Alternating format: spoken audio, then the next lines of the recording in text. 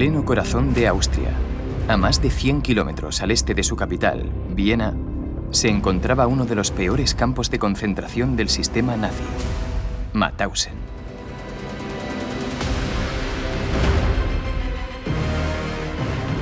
En enero de 1941 fue declarado campo de no retorno. Si te enviaba allí, sabías que no saldrías con vida. Este campo de 15 hectáreas acogió a 200.000 deportados de toda Europa, la mitad de los cuales no sobrevivió. No se les enviaba allí únicamente para trabajar. Había tiempo para trabajar y tiempo para morir. Canteras de piedra para la construcción de edificios del Tercer Reich y fábricas subterráneas para fabricar las armas secretas del ejército alemán. El sistema de Mauthausen se convirtió en una piedra angular de los proyectos de grandeza de Adolf Hitler. Al este de Austria se creó una inmensa red de más de 40 campos satélites de Mauthausen. Al frente, hombres formados para matar. Este es mi padre.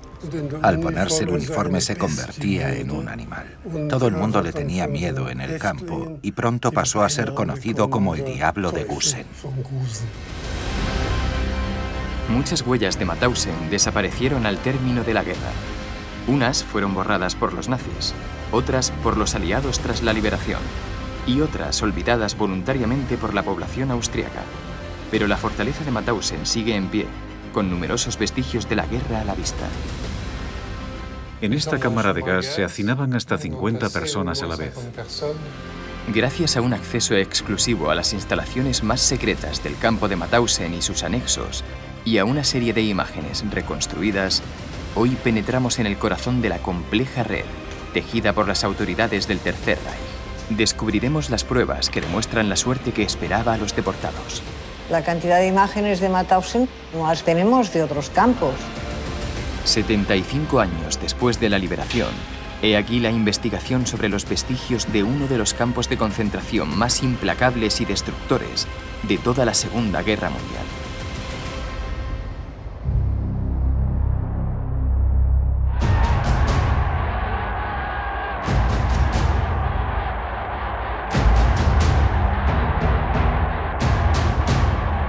La víspera del inicio de la Segunda Guerra Mundial, Adolf Hitler insiste en la omnipotencia del Tercer Reich y en su deseo de construir el imperio más grande del mundo. Símbolo de su ambición sin límites, 5 ciudades, bautizadas como las ciudades del Führer, serán rediseñadas por completo siguiendo los dictados del propio Hitler. Berlín, Hamburgo, Nuremberg, Múnich y Linz, en Austria, su país natal, anexionado en 1938.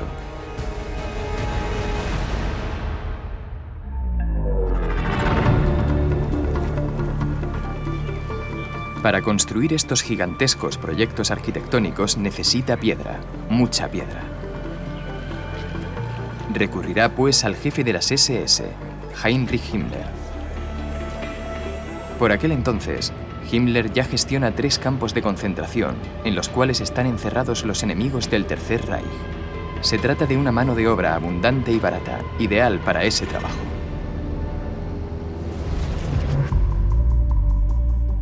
Tras construir campos de concentración en Dachau, Sachsenhausen y Buchenwald, Himmler decide levantar otros más, pero esta vez cerca de canteras. Lo hará en Austria, a 22 kilómetros al este de Linz, en una región rica en granito. Allí una localidad llama su atención: Mauthausen. Mauthausen tiene una larga historia en la extracción de rocas. En toda esta región encontramos pueblos con cantera que llevan siendo explotados desde el siglo XVIII.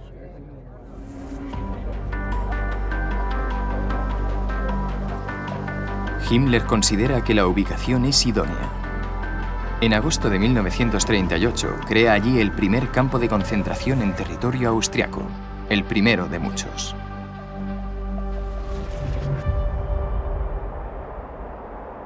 Enclavada en lo alto de una colina, la imponente fortaleza del campo de concentración sigue dominando la región en la actualidad.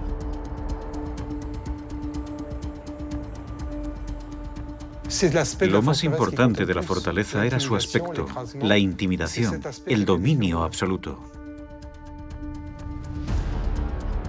El primer campo se vertebra alrededor de 4 barracones, 1 para las SS y 3 para los presos. Sin embargo, la expansión del Reich es fulgurante y el flujo de nuevos prisioneros exige la ampliación de las infraestructuras. A lo largo de los meses, Mauthausen se dota de nuevos edificios para las SS y aumenta el número de barracones para encerrar a los detenidos, procedentes de nuevos territorios ocupados por la Alemania nazi. El campo termina extendiéndose incluso más allá de su recinto principal, hasta alcanzar las 15 hectáreas. Los primeros prisioneros de Mauthausen fueron austríacos y alemanes. Hubo que esperar hasta después del inicio de la Segunda Guerra Mundial para que llegasen a Mauthausen los primeros presos políticos. Se sabe que convivieron presos de 40 nacionalidades. Presos de guerra, presos políticos, deportados por la religión que profesaban, por su origen o por su preferencia sexual. Nada más llegar al campo, todos ellos deben pasar por una fase de deshumanización. Los afeitan, les obligan a desnudarse y los meten a la fuerza en una enorme sala de duchas comunes. A lo largo de esta superficie elevada que recorre las 4 paredes se disponían los capos o pequeños jefes que obligaban a la gente a ir hacia el centro, donde salía agua helada o agua muy caliente. No se trata de una ducha reconfortante, como se podría esperar tras los días vividos. Aquella ducha era un gran sufrimiento. A la salida, les entregan un uniforme y un número que se convierte en su nueva identidad. A continuación, son conducidos a una zona aislada del resto del campo para ponerlos en cuarentena y evitar que alguna enfermedad potencial contamine al resto de prisioneros. Es decir, que pasan por la ducha, los desinfectan y luego los someten, que es otra forma de desafección.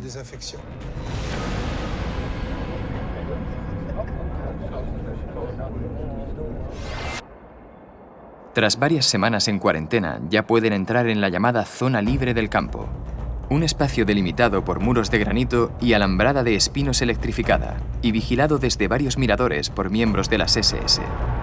Dentro, lúgubres barracones de madera de 400 metros cuadrados. Se supone que esos barracones podían dar cabida en total a unos 300 presos, pero se sabe que en varios puntos del campo había algunos en los que se hacinaban hasta 2000.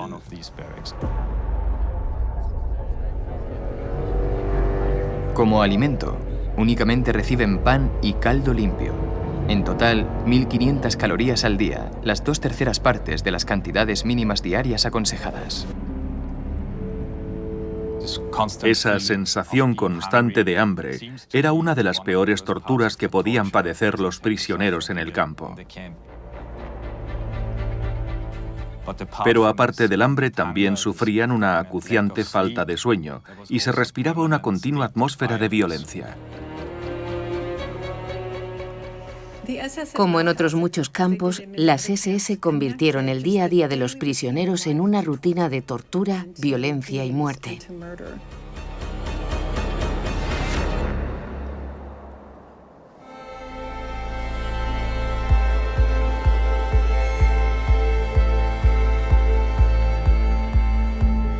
En el centro del campo se encuentra otro lugar clave en la vida de los detenidos: la Plaza de Llamados.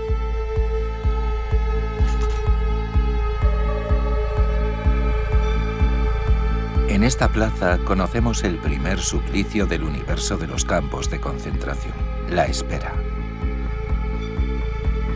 Esperaremos la llamada. Esperaremos para ir a trabajar. Esperaremos para ir a comer. Esperaremos para ir a dormir. La espera, que a nadie le quepa duda. La primera enfermedad del deportado es la espera.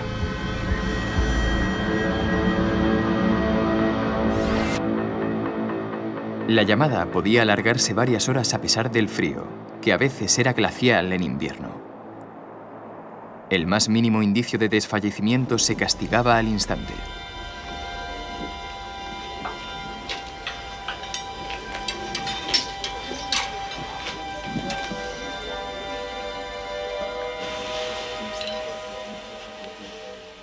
A esta cadena solía terminar atado un preso hasta que le sobreviniera la muerte. Se la ponían a los detenidos que hubieran cometido una falta, suponía su final.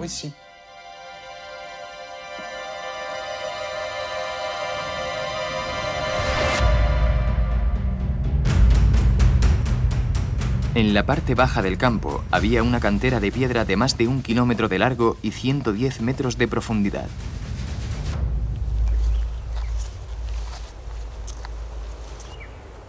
En ella trabajaban miles de presos.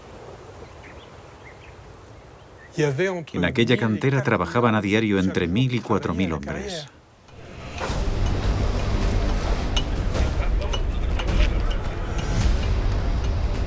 Había canteros y operarios, y estos últimos, los más numerosos, se encargaban de las tareas más peligrosas. Era un trabajo muy arriesgado que se cobró muchas vidas, concebido precisamente como una tortura. Morían de agotamiento. Los capos les exigían siempre lo máximo en tareas imposibles hasta que cedieran.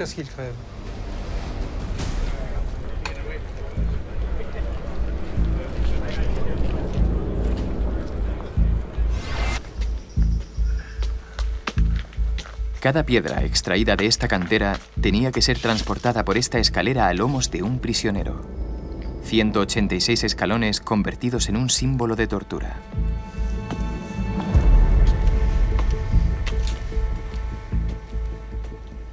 Los hombres tenían que subir a la espalda piedras de granito de 30, 40 y 50 kilos, y así a diario durante años.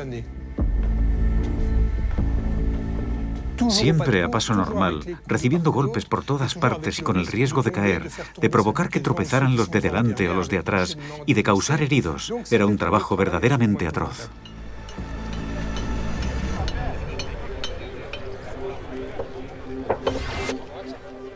El cuerpo de combate de las Waffen-SS estaba entrenado para matar. Su verdadero trabajo en la cantera no era extraer piedras, sino matar. Su labor era humillar en la cantera a los detenidos.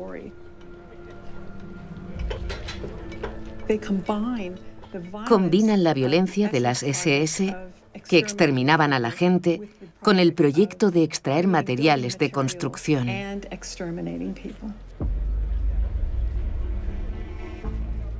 Era un mal modelo de negocio, pero era el modelo de negocio de las SS. Las SS habían cogido la costumbre de escenificar la muerte de un detenido. La pared más alta de la cantera había pasado a ser conocida como el Muro de los Paracaidistas. Obligaban a los hombres a tirarse desde lo alto. Les decían, si no te tiras desde aquí, te matamos de un tiro. Esa era su opción. Muchos terminaban tirándose desde lo alto.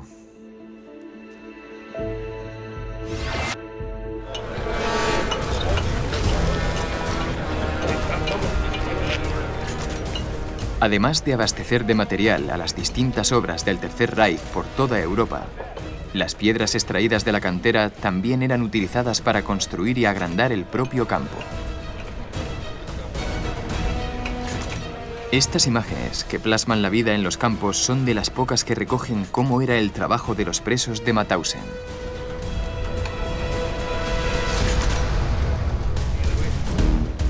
Están sacadas del Servicio de Identificación del Campo, una oficina en la que trabajaban varios detenidos que lograron evitar que las destruyeran.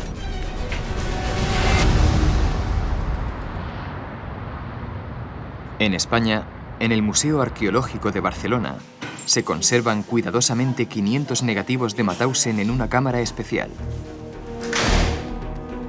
Entre otras, fotos de la liberación, pero sobre todo 320 fotos tomadas por las SS durante la guerra.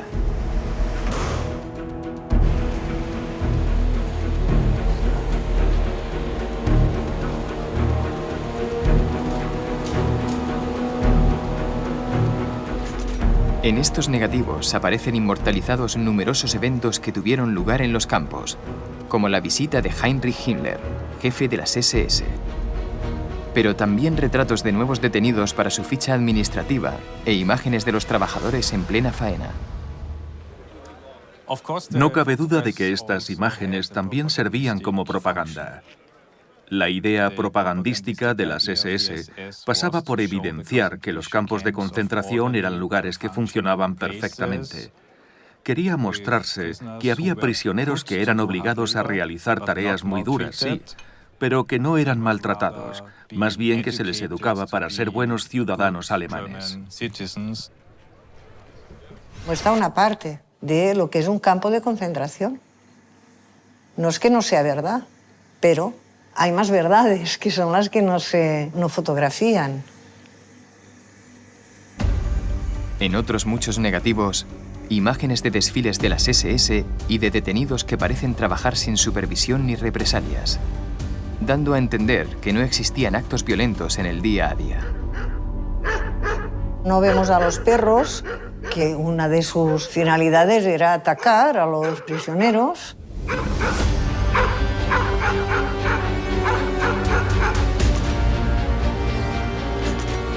Sin embargo, el horror de Mauthausen sí se deja ver en estos negativos. En ellos aparecen los cadáveres abandonados de los presos. En los registros de las SS, estas fotos llevaban la nota «Intento de evasión». En contadas ocasiones se trataba de verdaderos intentos de evasión.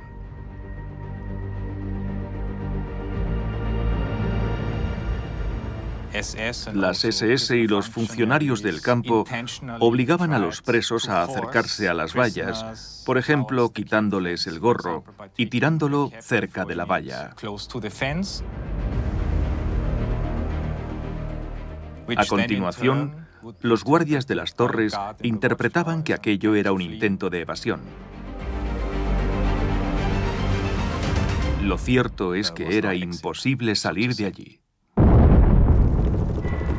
En 1943, cuando se está invirtiendo la relación de fuerzas entre los ejércitos del Tercer Reich y las fuerzas aliadas, Berlín da la orden de destruir los negativos de todas las fotos tomadas en los campos, con el objetivo de borrar las pruebas de los crímenes cometidos. Francesc Boix, preso político español, trabajaba en el laboratorio fotográfico del campo junto a otros detenidos. Unidos y poniendo en peligro su vida, decidieron salvar algunos de aquellos negativos antes de que los destruyeran. Era un material que era un material sensible, pero que por otro lado sería una prueba irrefutable de lo que sucedía en el campo.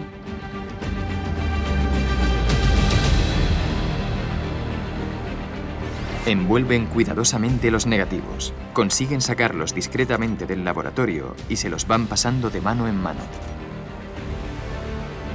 En una ocasión que salen a trabajar, logran ocultarlos y ponerlos a salvo, gracias a una integrante de la resistencia austriaca, Anna Pointner.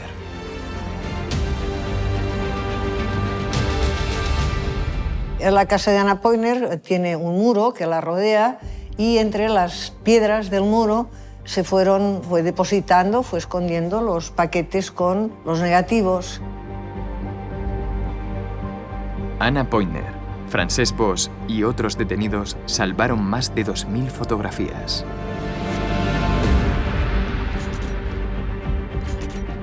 La cantidad de imágenes de Mauthausen no las tenemos de otros campos.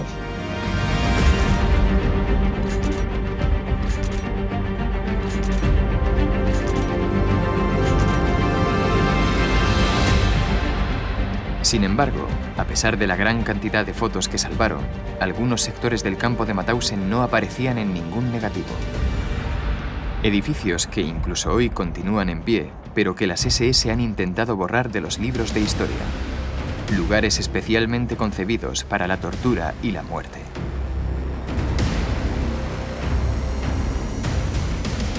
En enero de 1941, Mauthausen fue declarado campo de no retorno. Si te enviaban allí, sabías que no saldrías con vida. En el campo, el edificio destinado al exterminio había sido bautizado como el búnker.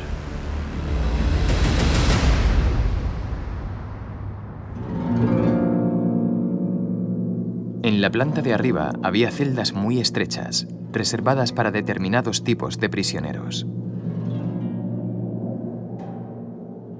En esas celdas estuvieron encerradas personas importantes de las que se quería obtener algo. Estaban condenados a muerte, pero hasta que llegaba ese momento, eran sometidos a torturas para que hablasen. Así era la cárcel. Las estancias destinadas al exterminio de los prisioneros se encontraban en el sótano. Se procedía de manera individual, con una bala, o colectiva, en una cámara de gas. Las víctimas debían seguir un recorrido predeterminado. Primero entraban en una sala en la que los examinaban. A continuación, pasaban por varias estancias pequeñas, hasta llegar a una puerta que únicamente se abría desde fuera y que comunicaba con una sala con duchas. Estamos en la cámara de gas, una pequeña estancia de 13 metros cuadrados en la que se hacinaban al menos 50 personas. Una vez cerrada la puerta, desde una sala contigua se introducía el ciclón B, un gas mortal.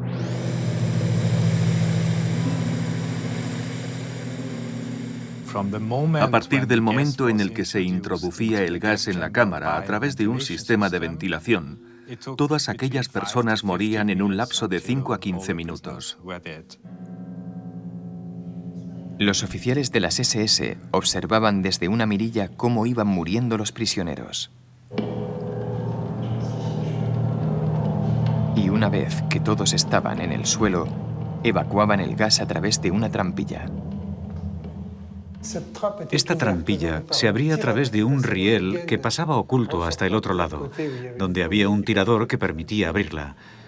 Entonces se accionaba un ventilador que sacaba hacia el exterior el aire viciado.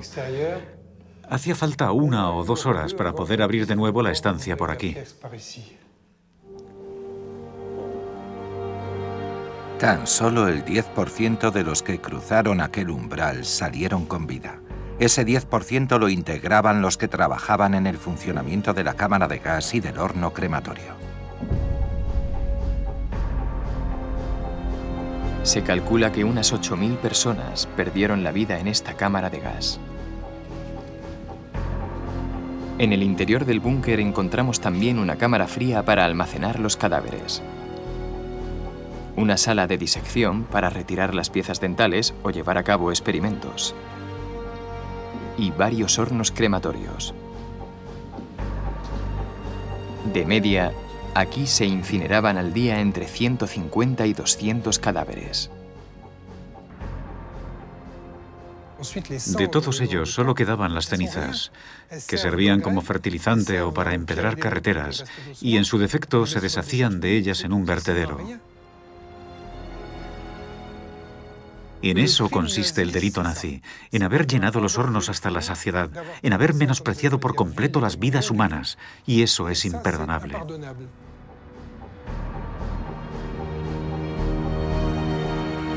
En los alrededores de la fortaleza de Mauthausen se construyó otro campo para acoger a los prisioneros que trabajaban en la extracción de rocas. A 5 kilómetros hacia el oeste, y también situado al lado de una cantera de granito, se encontraba Gusen.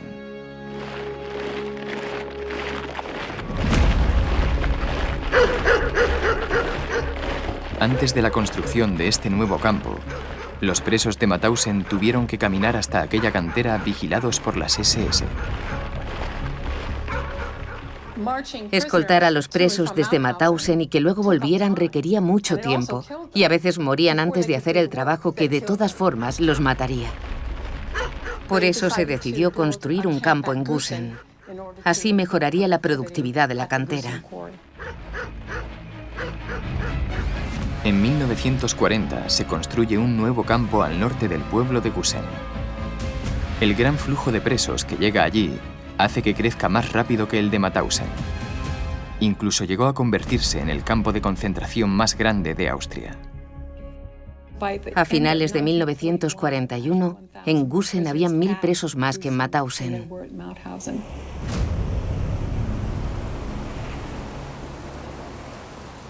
Tras la guerra, el campo de Gusen fue destruido. Algunos edificios que formaban parte de él han sido transformados en viviendas y se conserva la Jurhaus, la antigua puerta de entrada al campo.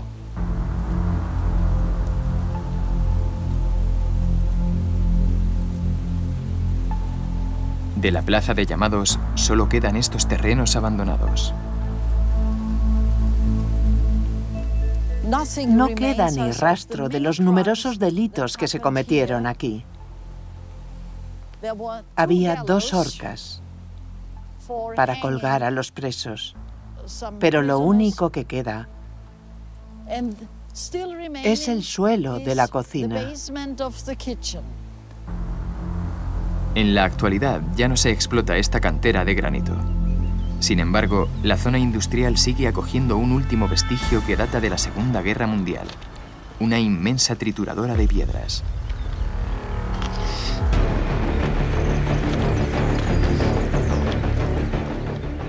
Los nazis decían que era la más grande de Europa.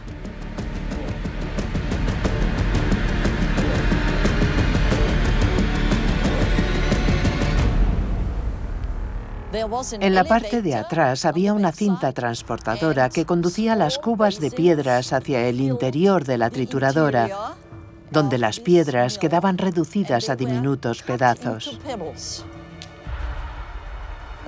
A veces también troceaban en pequeños fragmentos a las personas.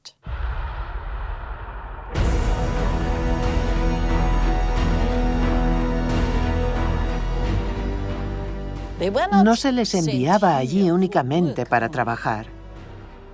Había tiempo para trabajar y tiempo para morir. Esa era la idea. Morir trabajando. Si alguien sobrevivía en Gusen es porque tenía mucha suerte.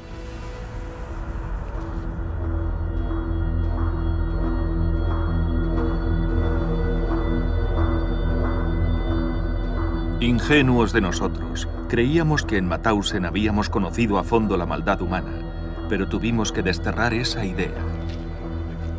Gusen la superaba.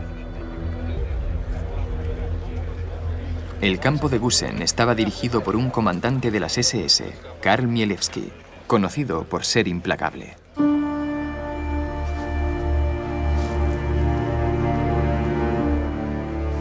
Walter Mielewski tiene 11 años cuando su familia se instala en Gusen. En aquella época, su padre acaba de ser nombrado director del campo.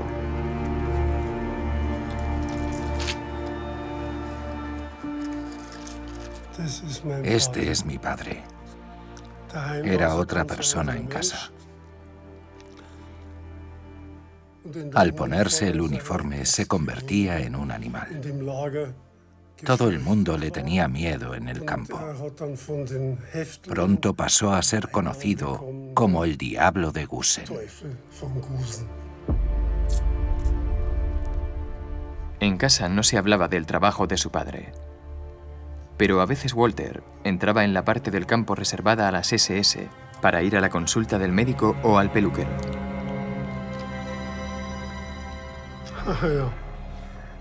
Este soy yo.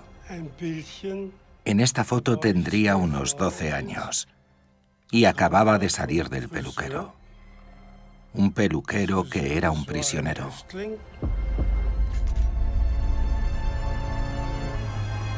A veces regresaba a casa bordeando el alambre de púas que delimitaba el campo de los prisioneros. Entonces pude ver cosas. Recuerdo que aún con temperaturas bajo cero, veía cómo rociaban con agua fría a presos medio desnudos. Muchos morían in situ o lo hacían 1 o 2 años más tarde por una neumonía. Un día le pregunté a mi padre, ¿por qué haces eso? ¿Por qué le hacéis eso a esas personas? Y él me respondió, porque son parásitos, son unos delincuentes. Lo que quieren es destruir el Tercer Reich. Tranquilo, no se merecen nada más. A finales de 1941, el campo de Gusen cuenta con 8.500 presos y el de Mauthausen con 7.500, la mayor parte de los cuales trabajan en canteras de granito. Pero conforme se intensifica la actividad de ambos campos, la evolución de la guerra obligará a Berlín a cambiar de estrategia.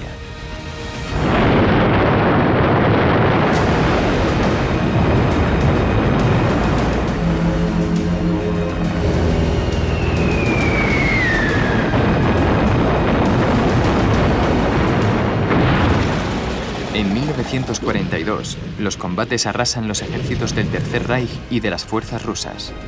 Hitler exige la movilización de todos los recursos disponibles para contribuir en las tareas de armamento. Con el fin de participar en esos esfuerzos bélicos, numerosos deportados provenientes de todos los países ocupados son enviados a los campos de Mauthausen y Gusen. Se desarrolla el llamado Sistema Mauthausen, una serie de campos satélites controlados por los dos principales. En toda la parte oriental de Austria se creó una inmensa red de más de 40 subcampos de Mauthausen, la mayoría en lugares en los que ya existía una importante industria armamentística o bélica. Entre 1942 y 1943, la aviación aliada lanza bombardeos masivos en todo el territorio ocupado por el régimen nazi. En cuestión de meses, más de 200.000 bombas arrasan las ciudades y fábricas del Tercer Reich. Para proteger su industria armamentística, Hitler se ve obligado a desplazar todas sus fábricas y a disimularlas bajo tierra. Inmensas infraestructuras subterráneas, concebidas en tiempo récord por los ingenieros del Reich y levantadas explotando la mano de obra sacada de los campos de concentración, a costa de la vida de muchos presos. Uno de los ejemplos de estas canteras faraónicas se encuentra al lado del campo de Gusen, cerca de la localidad de St. Georgen. Fue ahí donde Gusen II ve la luz en 1943. Durante largos meses, miles de prisioneros de guerra horadarán túneles a 40 metros bajo tierra para construir un gigantesco complejo, bautizado como Bergkristall.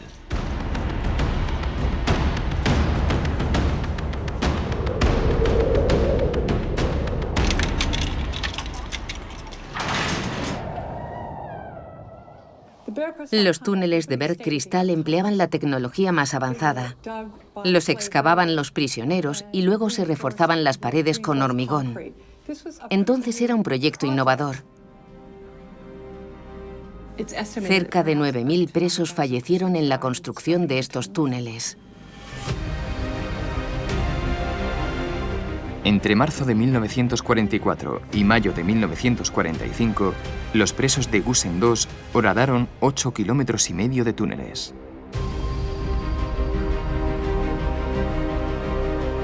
Casi todos fueron destruidos tras la guerra, pero todavía quedan 2 kilómetros de túneles en pie.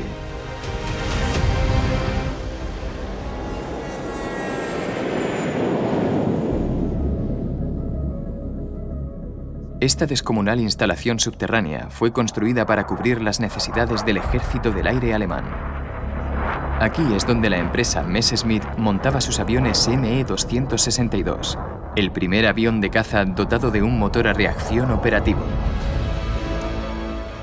De haber existido antes, el Me-262 podría haber cambiado el curso de la guerra, o al menos retrasar la victoria de los aliados.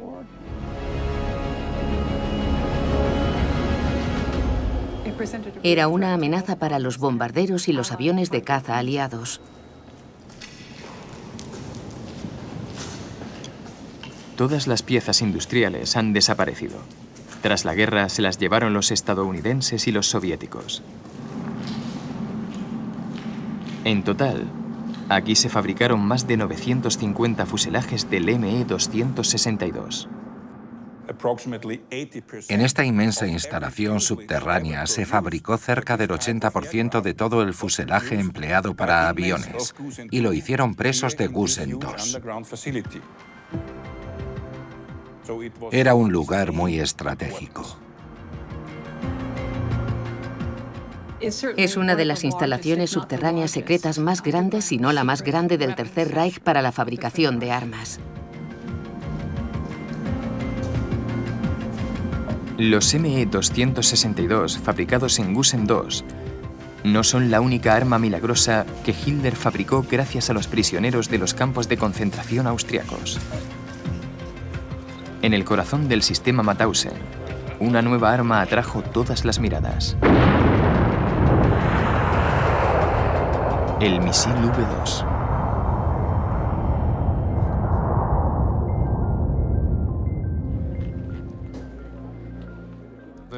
El V2 fue el primer misil de largo alcance que se produjo. Se propulsaba gracias a una mezcla de oxígeno líquido. Durante la guerra se produjeron y utilizaron cerca de 5.000 misiles de ese tipo. Este cohete de 13 toneladas era capaz de transportar 800 kilos de explosivos a 300 kilómetros de distancia. Un misil revolucionario, cuyo objetivo era alcanzar Londres desde los Países Bajos.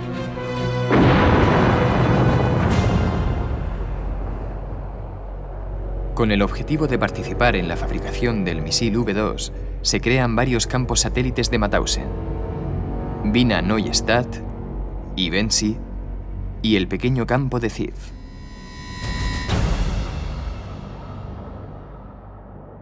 Situada cerca de una línea de ferrocarril, la pequeña localidad de Ziv tiene otro activo: una fábrica de cerveza situada al pie de una colina dotada de una red de cuevas en las que se fabricaba y conservaba la cerveza. En 1943, esta fábrica es requisada por las SS para instalar en ella una fábrica secreta, destinada a las pruebas de misiles V2. Asimismo, cerca de allí se construye un nuevo campo de concentración. Los presos de Ziv son obligados a trabajar en las cuevas para ampliarlas, y en apenas 7 meses construyen un pozo de 40 metros de profundidad que une los túneles con un búnker oculto en el bosque. Será ahí donde se pruebe una de las obras maestras de la nueva arma de destrucción alemana, el propulsor de los misiles V2.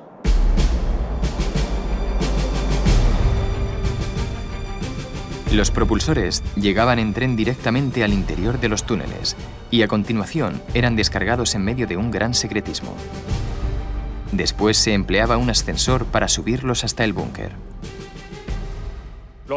Cuando el propulsor llegaba arriba en el ascensor, se recogía mediante unas vías y luego se dejaba suspendido a 3 metros de altura.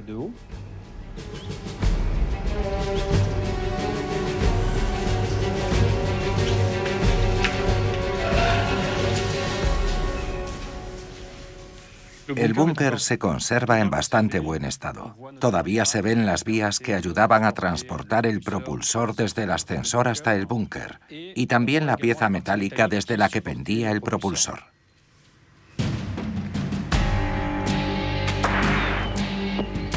A continuación, se inclinaba el propulsor para que las llamaradas ocasionadas durante las pruebas se evacuasen por este gran orificio.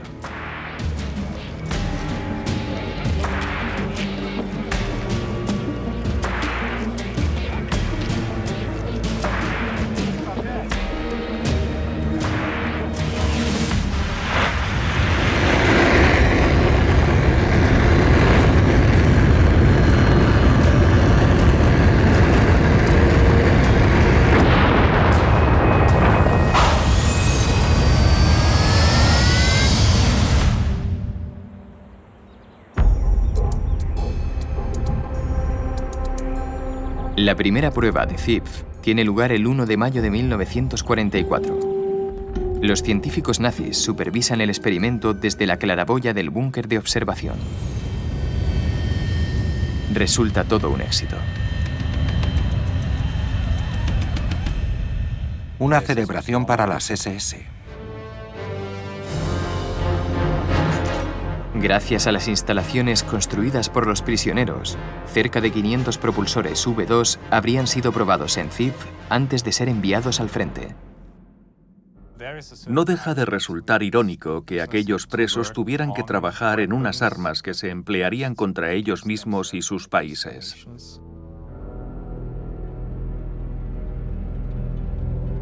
Este registro incluye los nombres de más de 300 presos que perdieron la vida en Ziv durante la construcción de la fábrica. Otros muchos, agotados por las condiciones y considerados no aptos para el trabajo, fueron reenviados al campo principal de Mauthausen, donde morirían.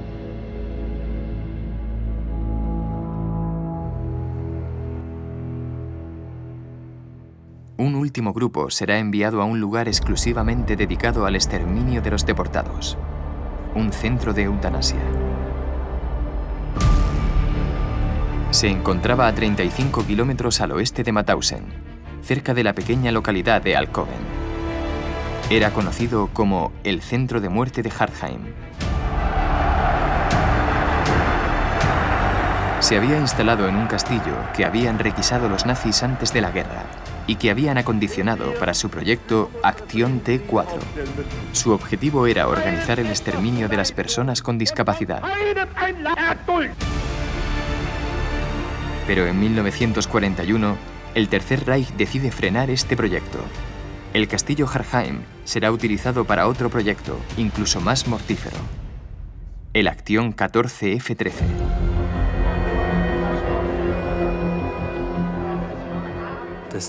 El personal que participaba en el Acción T4 sabía cómo matar de manera rápida y muy eficaz. Y los nazis aprovecharon ese conocimiento para cometer asesinatos en masa. Hartheim se convierte entonces en el centro de exterminio de 4 campos de concentración: Dachau, Ravensbrück, Gusen y Mauthausen. Antes del final de la guerra, las SS intentan borrar todas las pruebas de sus crímenes en Hartheim. Destruyeron la cámara de gas, desmontaron el horno crematorio y recondujeron la salida de su chimenea.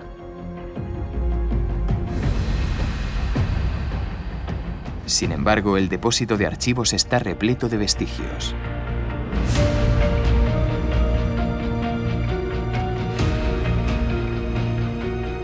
Las excavaciones recientes llevadas a cabo cerca del castillo han sacado a la luz restos humanos y más de 8.000 objetos. Restos de antiguas infraestructuras, vajilla y objetos personales. La mayoría son objetos que pertenecían a las víctimas de Acción T4. Pero también se han encontrado distintivos de los presos de los campos de concentración.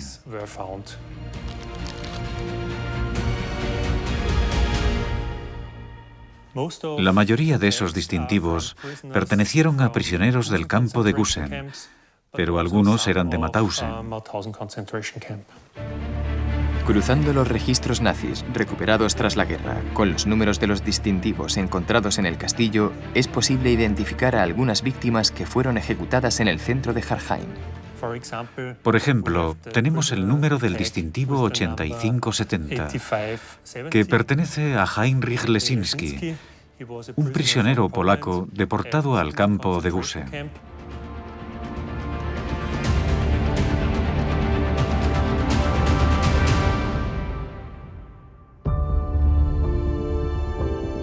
Ningún superviviente de Hartheim pudo testificar después de la guerra.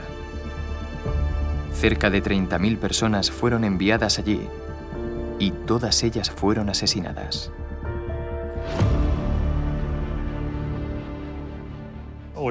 Todos los presos que fueron trasladados a Hartheim fueron asesinados en apenas 3 horas. Ninguno sobrevivió más tiempo o llegó a pasar una noche en el castillo.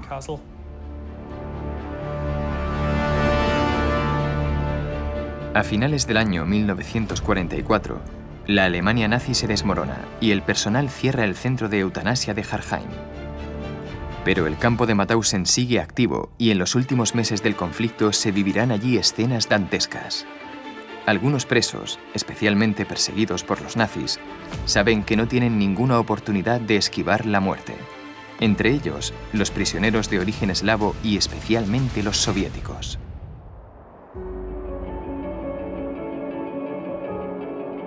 En febrero de 1945, unos 600 oficiales soviéticos son encerrados en el bloque número 20 de Mauthausen. Las SS llevan varias semanas sin darles nada de comer. Sabiéndose condenados, deciden jugarse el todo por el todo. La noche del 2 al 3 de febrero, arrojan mantas empapadas sobre las verjas electrificadas y logran escalar el muro, matando a varios capos y oficiales de las SS a su paso. Cerca de 400 presos logran huir. Las evasiones en masa eran muy poco habituales y demuestra que los presos soviéticos no albergaban ninguna esperanza.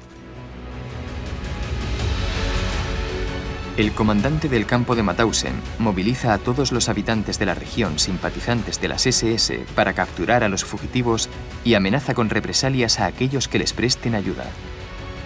La población inicia entonces por toda la región una sangrienta caza al hombre, apodada la caza de la liebre.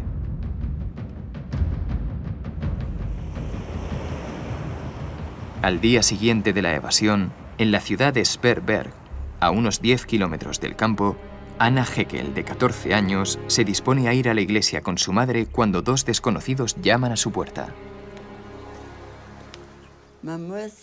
Llevaban muy poca ropa encima.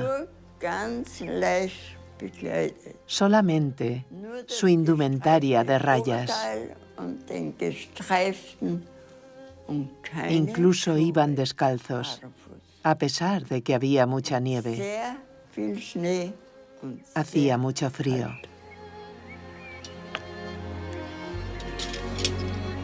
Aquellos dos desconocidos solo pedían un poco de comida.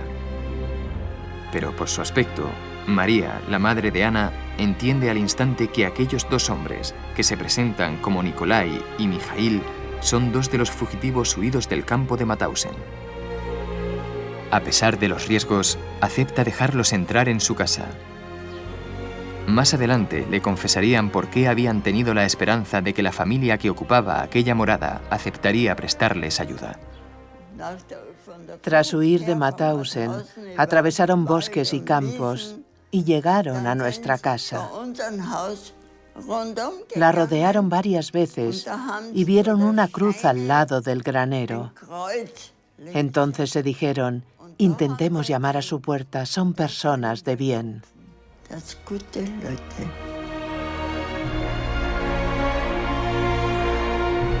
A pesar de los muchos registros que realizaron las SS, Nikolai y Mikhail permanecieron escondidos durante 3 meses en la bodega o en el granero hasta su liberación. Se quedaron incluso un mes más tras la liberación. Luego se marcharon con gran tristeza, porque casi nos habíamos convertido en su familia. La ayuda mutua y el miedo habían creado unos vínculos muy fuertes entre nosotros. De los 400 presos soviéticos que habían logrado escaparse del bloque número 20 de Mauthausen, tan solo 11 sobrevivieron a la caza al hombre. Un día después de la toma del Reichstag por los soviéticos, cuando Hitler ya se ha suicidado y el final de la guerra es inminente, las SS abandonan Mauthausen ante la mirada de las autoridades austriacas. 2 días más tarde, la 11ª División Blindada estadounidense libera el campo. Llegaron a Mauthausen y a Gusen preparados para lo que se encontrarían. Pero nadie está preparado para algo así. Tuvieron que afrontar una situación muy complicada, obviamente. Se encontraron con muchos prisioneros famélicos a punto de desfallecer y también con pilas de presos muertos. Harían falta apenas 2 días para liberar todos los campos satélites de Mauthausen y Gusen, marcando así el final del infierno nazi en Austria. En menos de 7 años, el sistema de campos de concentración de Mauthausen había explotado a cerca de 200.000 detenidos. De los 200.000 presos, murieron 120.000. Mauthausen tenía fama de ser uno de los peores campos del sistema.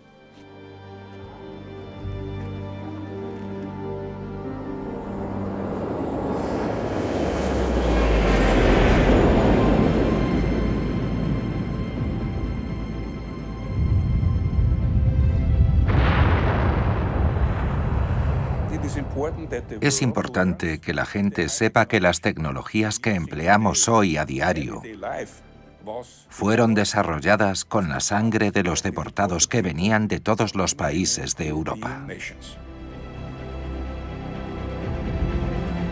La fortaleza de Mauthausen sigue siendo uno de los contados testigos de esta oscura historia que ha dejado huella en Austria.